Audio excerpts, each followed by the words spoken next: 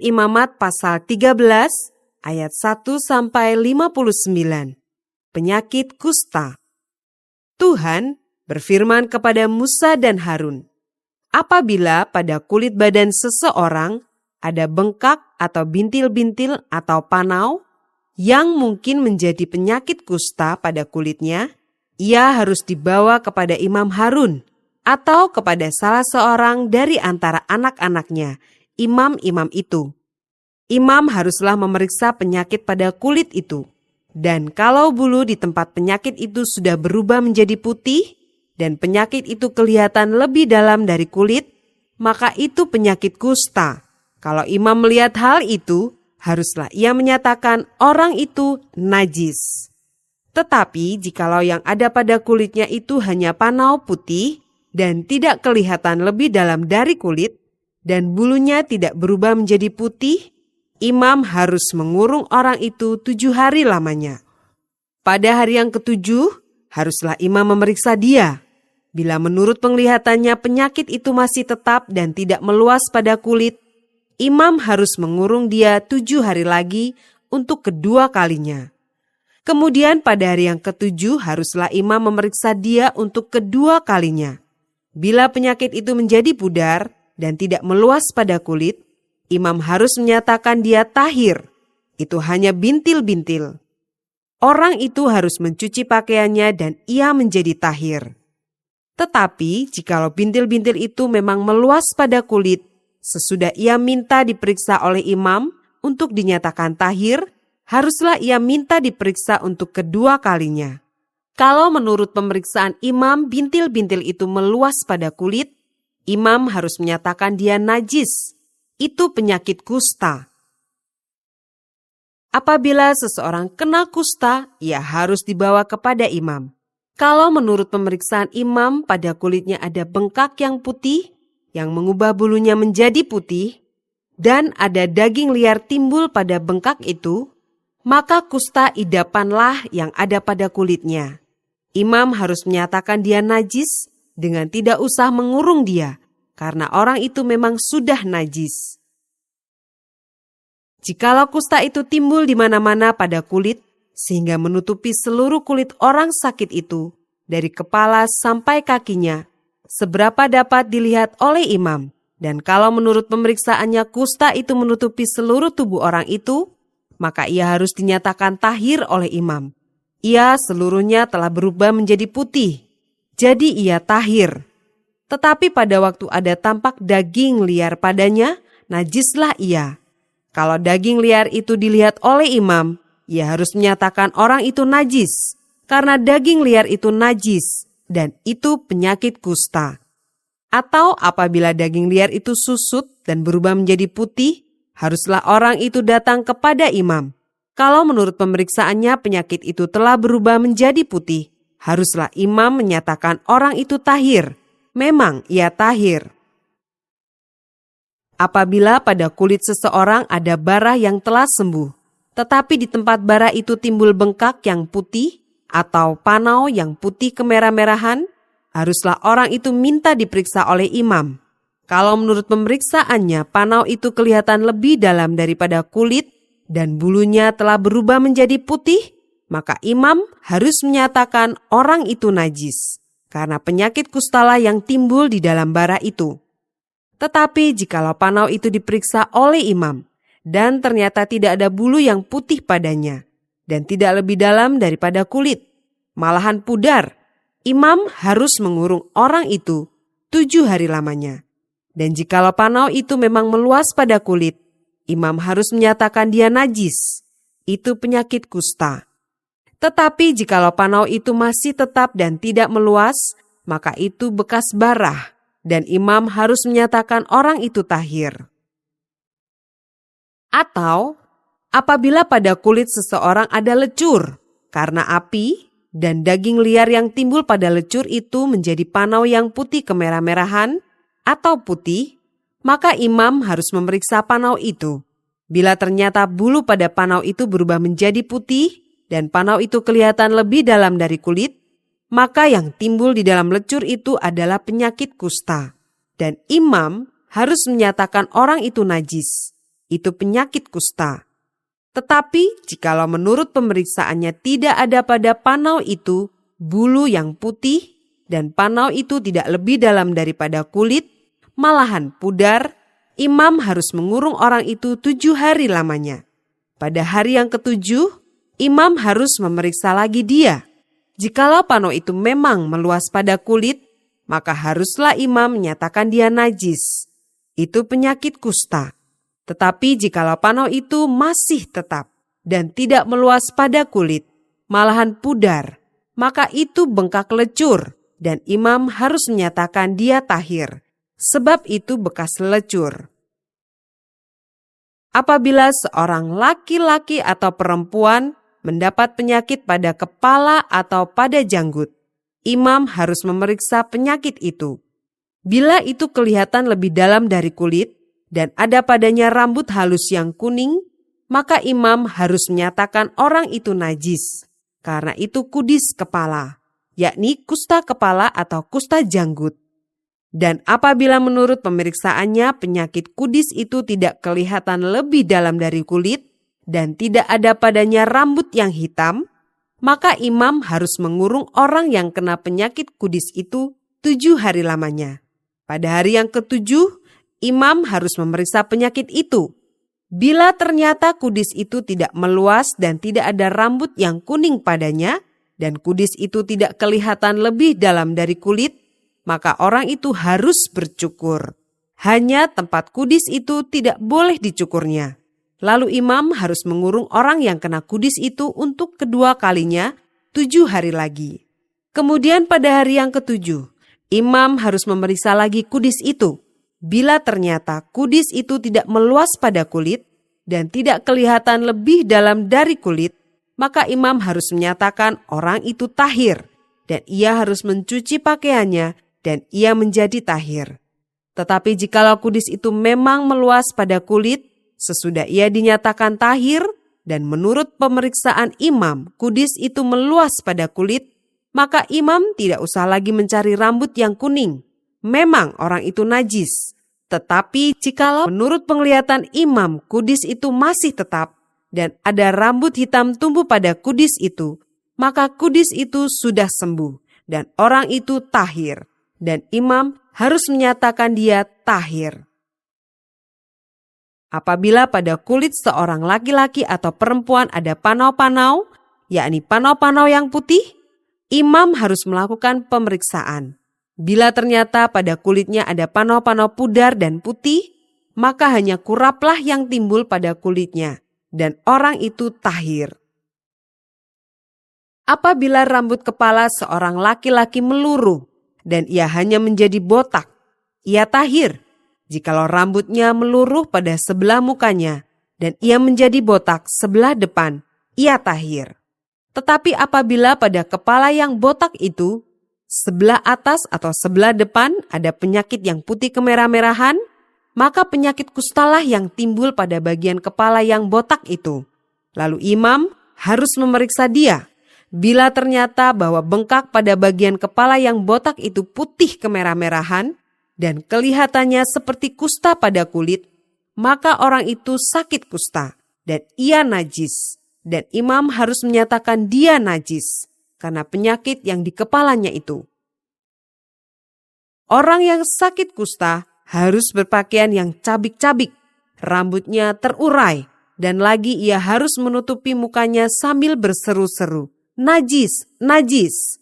Selama ia kena penyakit itu, ia tetap najis. Memang ia najis, ia harus tinggal terasing di luar perkemahan. Itulah tempat kediamannya. Apabila pada pakaian ada tanda kusta, pada pakaian bulu domba atau pakaian lenan, entah pada benang lungsin atau benang pakannya, entah pada kulit atau sesuatu barang kulit, kalau tanda pada barang-barang itu sudah kemerah-merahan warnanya, maka itu kusta. Hal itu harus diperiksakan kepada imam.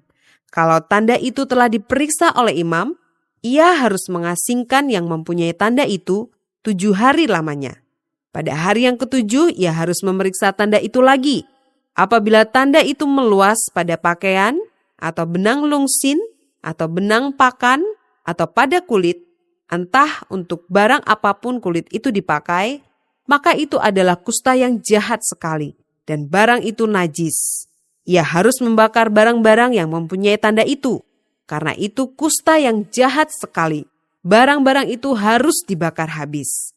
Tetapi jikalau menurut pemeriksaan imam, tanda itu tidak meluas pada barang-barang itu, maka imam harus memerintahkan orang mencuci barang yang mempunyai tanda itu. Lalu ia harus mengasingkannya 7 hari lagi untuk kedua kalinya. Kemudian sesudah barang itu dicuci, imam harus memeriksa tanda itu lagi. Bila ternyata rupa tanda itu tidak berubah, biarpun itu tidak meluas, maka barang itu najis, dan engkau harus membakarnya habis. Karena tanda itu semakin mendalam pada sebelah belakang atau sebelah muka. Dan jikalau menurut pemeriksaan imam, tanda itu menjadi pudar sesudah dicuci, maka ia harus mengoyakkannya dari barang-barang itu. Tetapi jikalau tanda itu tampak pula pada barang-barang itu, maka itu kusta yang sedang timbul. Barang yang mempunyai tanda itu haruslah kau bakar habis. Tetapi barang-barang yang telah kau cuci, sehingga tanda itu lenyap daripadanya, haruslah dicuci untuk kedua kalinya, barulah menjadi tahir. Itulah hukum tentang kusta yang ada pada pakaian bulu domba, atau lenan, atau pada benang lungsin, atau pada benang pakan, atau pada setiap barang kulit, untuk menyatakan tahir atau najisnya. Imamat pasal 14 ayat 1-57. Tuhan berfirman kepada Musa, inilah yang harus menjadi hukum tentang orang yang sakit kusta pada hari pentahirannya. Ia harus dibawa kepada imam, dan imam harus pergi keluar perkemahan. Kalau menurut pemeriksaan imam penyakit kusta itu telah sembuh daripadanya, maka imam harus memerintahkan supaya bagi orang yang akan ditahirkan itu diambil 2 ekor burung yang hidup dan yang tidak haram, juga kayu aras, kain kirmisi dan hisop. Imam harus memerintahkan supaya burung yang seekor disembelih di atas belanga tanah berisi air mengalir. Tetapi burung yang masih hidup haruslah diambilnya bersama-sama dengan kayu aras, kain kirmisi dan hisop. Lalu bersama-sama dengan burung itu, semuanya harus dicelupkannya ke dalam darah burung yang sudah disembelih di atas air mengalir itu. Kemudian ia harus memercik 7 kali kepada orang yang akan ditahirkan dari kusta itu. Dan dengan demikian mentahirkan dia. Lalu burung yang hidup itu haruslah dilepaskannya ke padang. Orang yang akan ditahirkan itu haruslah mencuci pakaiannya, mencukur seluruh rambutnya, dan membasuh tubuhnya dengan air. Maka ia menjadi tahir. Sesudah itu ia boleh masuk ke dalam perkemahan, tetapi harus tinggal di luar kemahnya sendiri 7 hari lamanya. Maka pada hari yang ke-7, ia harus mencukur seluruh rambutnya. Rambut kepala, janggut, alis, bahkan segala bulunya harus dicukur. Pakaiannya dicuci dan tubuhnya dibasuh dengan air. Maka ia menjadi tahir. Pada hari yang ke-8, ia harus mengambil 2 ekor domba jantan yang tidak bercela, dan 1 ekor domba betina berumur setahun yang tidak bercela, dan 3/10 eva tepung yang terbaik, diolah dengan minyak sebagai korban sajian, serta 1 log minyak. Imam yang melakukan pentahiran itu harus menempatkan orang yang akan ditahirkan bersama-sama dengan persembahannya di hadapan Tuhan di depan pintu kemah pertemuan. Dan ia harus mengambil domba jantan yang 1 ekor dan mempersembahkannya sebagai tebusan salah bersama-sama dengan minyak yang 1 log itu. Dan ia harus mempersembahkannya sebagai persembahan unjukan di hadapan Tuhan. Domba jantan itu harus disembelihnya di tempat orang menyembelih korban penghapus dosa dan korban bakaran, di tempat kudus, karena korban penebus salah. Begitu juga korban penghapus dosa adalah bagian imam, itulah bagian maha kudus. Imam harus mengambil sedikit dari darah tebusan salah itu dan harus membubuhnya pada cuping telinga kanan dari orang yang akan ditahirkan, dan pada ibu jari tangan kanan, dan pada ibu jari kaki kanannya. imam harus mengambil sedikit dari minyak yang 1 log itu dan menuangnya ke telapak tangan kiri imam sendiri. Ia harus mencelupkan jari kanannya ke dalam minyak yang di telapak tangan kirinya itu, dan sedikit dari minyak itu haruslah dipercikkannya dengan jarinya 7 kali di hadapan Tuhan. Dari minyak selebihnya, imam harus membubuh sedikit pada cuping telinga kanan orang itu, pada ibu jari tangan kanannya, dan pada ibu jari kaki kanannya, di tempat mana darah tebusan salah dibubuhkan. Dan apa yang tinggal dari minyak itu haruslah dibubuhnya pada kepala orang yang akan ditahirkan. Dengan demikian imam mengadakan pendamaian bagi orang itu di hadapan Tuhan. Imam harus mempersembahkan korban penghapus dosa, dan dengan demikian mengadakan pendamaian bagi orang yang akan ditahirkan dari kenajisannya. Dan sesudah itu ia harus menyembelih korban bakaran. Kemudian imam harus mempersembahkan korban bakaran dan korban sajian di atas mezbah. Dengan demikian imam mengadakan pendamaian bagi orang itu, maka ia menjadi tahir. Tetapi jikalau orang itu miskin dan tidak mampu, ia harus mengambil domba jantan seekor saja sebagai tebusan salah untuk persembahan unjukan, supaya diadakan pendamaian bagi orang itu. Juga 1/10 eva tepung yang terbaik diolah dengan minyak untuk korban sajian, dan 1 log minyak. Dan lagi 2 ekor burung tekukur atau 2 ekor burung merpati sekedar kemampuannya. Yang seekor harus menjadi korban penghapus dosa dan yang seekor lagi menjadi korban bakaran. Pada hari yang ke-8 ia harus membawa semuanya untuk pentahirannya kepada imam, ke depan pintu kemah pertemuan di hadapan Tuhan. Kemudian imam harus mengambil domba tebusan salah dan minyak yang 1 log itu. Lalu imam harus mempersembahkan semuanya sebagai persembahan unjukan di hadapan Tuhan. Ia harus menyembelih domba tebusan salah, dan imam harus mengambil sedikit dari darah tebusan salah itu dan membubuhnya pada cuping telinga kanan orang itu, dan pada ibu jari tangan kanan, dan ibu jari kaki kanannya. Dan imam harus menuang sedikit dari minyak itu ke telapak tangan kirinya sendiri. Lalu sedikit dari minyak itu haruslah dipercikkan oleh imam dengan jari kanannya 7 kali di hadapan Tuhan. Kemudian imam harus membubuh sedikit dari minyak itu pada cuping telinga kanan dari orang yang akan ditahirkan, pada ibu jari tangan kanannya dan pada ibu jari kaki kanannya, di tempat mana dibubuhi darah tebusan salah itu. Dan minyak selebihnya haruslah dibubuhnya pada kepala orang yang akan ditahirkan, supaya diadakan pendamaian bagi orang itu di hadapan Tuhan. Lalu ia harus mempersembahkan seekor dari kedua burung tekukur atau anak burung merpati, yang dibawa orang itu sekedar kemampuannya, yang seekor sebagai korban penghapus dosa, dan yang seekor lagi sebagai korban bakaran, di samping korban sajian. Dengan demikian imam mengadakan pendamaian bagi orang yang akan ditahirkan di hadapan Tuhan. Itulah hukum tentang pentahiran seorang yang kena kusta yang tidak mampu. Tuhan berfirman kepada Musa dan Harun, "Apabila kamu masuk ke tanah Kanaan yang akan kuberikan kepadamu menjadi milikmu, dan aku mendatangkan tanda kusta di sebuah rumah di negeri milikmu itu, maka pemilik rumah itu harus datang memberitahukannya kepada imam. Ada kelihatan seperti tanda kusta di rumahku. Maka imam harus memerintahkan supaya rumah itu dikosongkan sebelum ia datang memeriksa tanda kusta itu, supaya jangan menjadi najis segala yang ada di dalam rumah itu, dan sesudah itu barulah imam datang untuk memeriksanya. Kalau menurut pemeriksaannya tanda pada dinding rumah itu merupakan lekuk-lekuk yang kehijau-hijauan atau kemerah-merahan warnanya yang kelihatan lebih dalam dari permukaan dinding itu, imam harus keluar dari rumah itu, lalu berdiri di depan pintu rumah dan menutup rumah itu 7 hari lamanya. Pada hari yang ke-7, imam harus datang kembali. Kalau menurut pemeriksaannya tanda kusta itu meluas pada dinding rumah, maka imam harus memerintahkan supaya orang mengungkit batu-batu yang kena tanda itu dan membuangnya keluar kota ke suatu tempat yang najis. Dan ia harus mengikis rumah itu sebelah dalam berkeliling.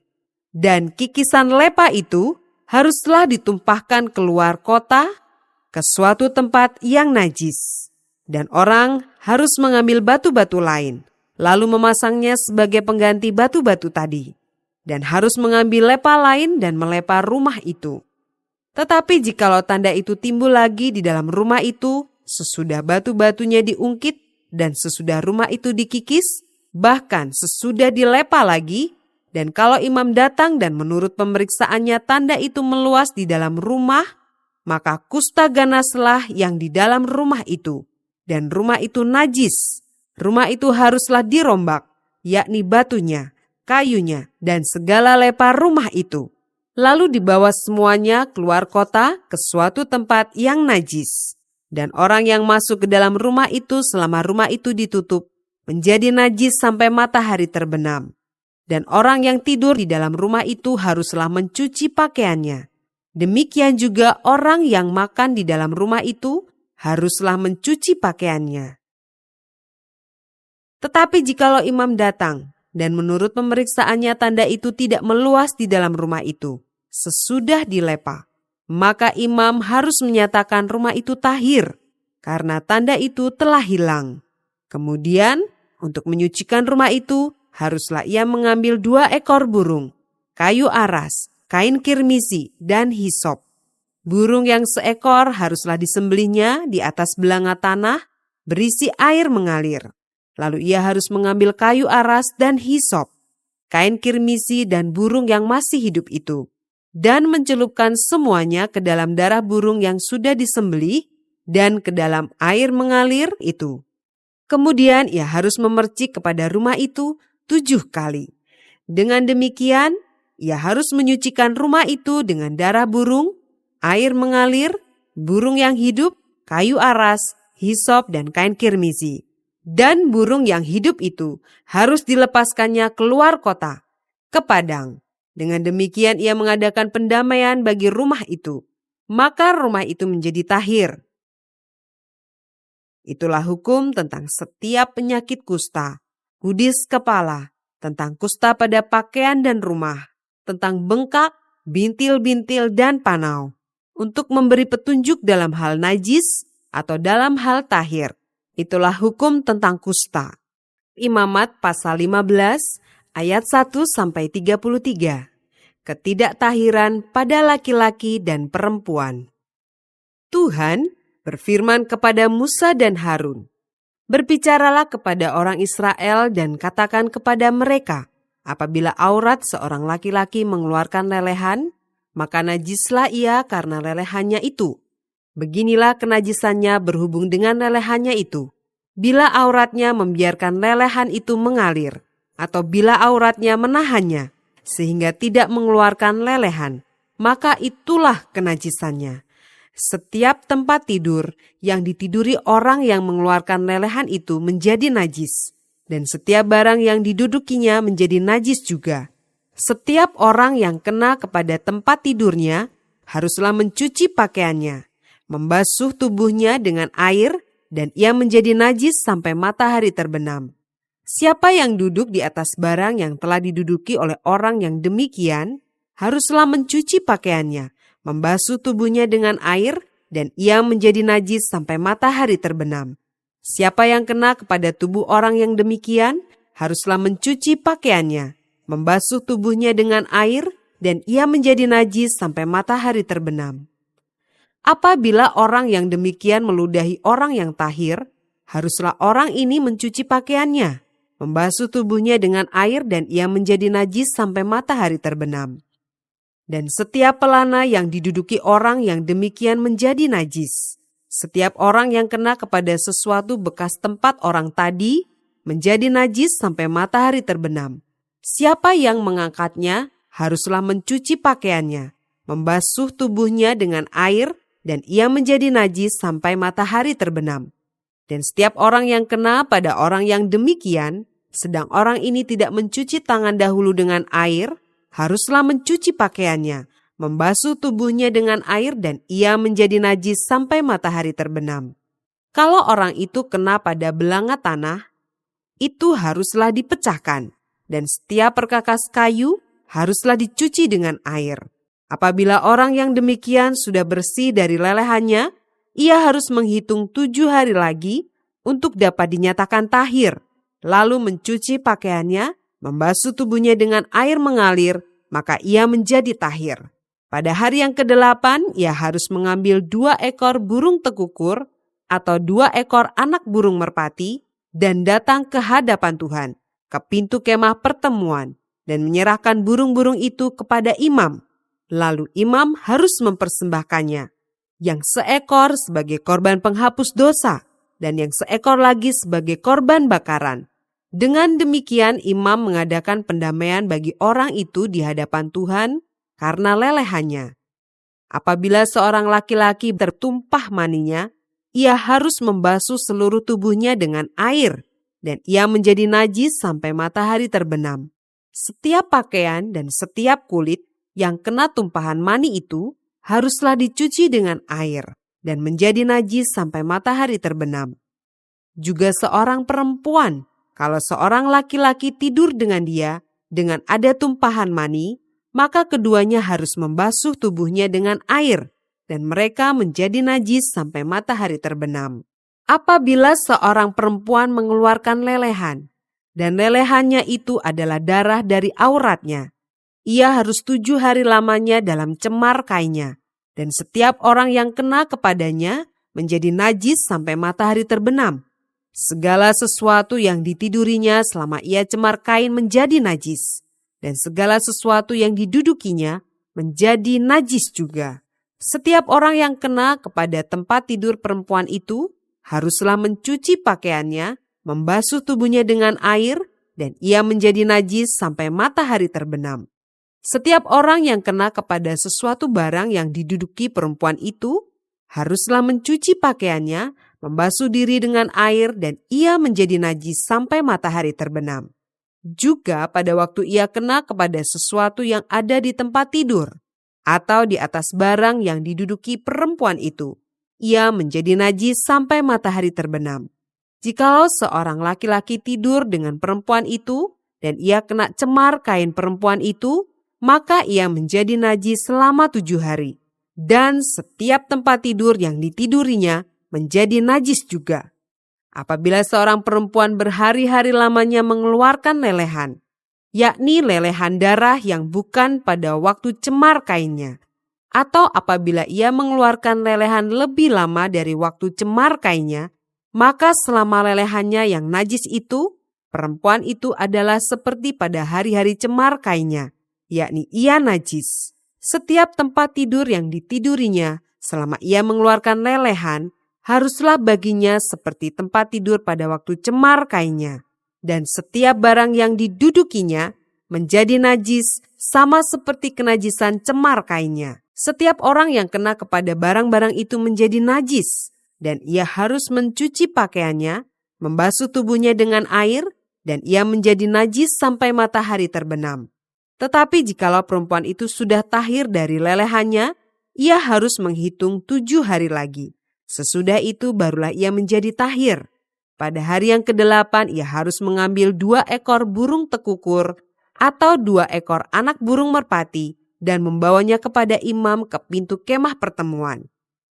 Imam harus mempersembahkan yang seekor sebagai korban penghapus dosa dan yang seekor lagi sebagai korban bakaran. Dengan demikian imam mengadakan pendamaian bagi orang itu di hadapan Tuhan karena lelehannya yang najis itu. Begitulah kamu harus menghindarkan orang Israel dari kenajisannya, supaya mereka jangan mati di dalam kenajisannya, bila mereka menajiskan kemah suciku yang ada di tengah-tengah mereka itu. Itulah hukum tentang seorang laki-laki yang mengeluarkan lelehan atau yang tertumpah maninya yang menyebabkan dia najis, dan tentang seorang perempuan yang bercemar kain, dan tentang seseorang, baik laki-laki maupun perempuan, yang mengeluarkan lelehan, dan tentang laki-laki yang tidur dengan perempuan yang najis.